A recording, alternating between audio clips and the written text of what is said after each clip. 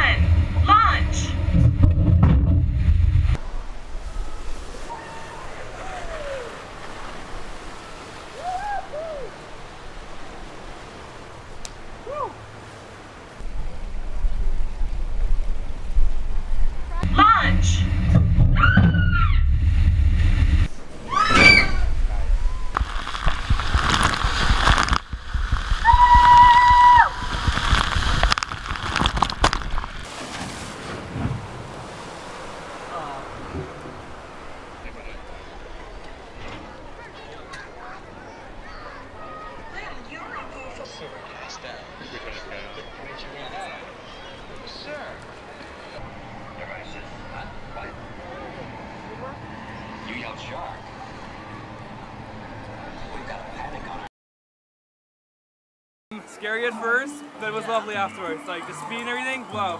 Yeah. Great. Went by really fast. Dave is like beating hard sound, and like they're just making you like the anticipation is so high, and then when you drop, it's like, loved it. It was great. It's adrenaline pump, but when you're done, it feels awesome.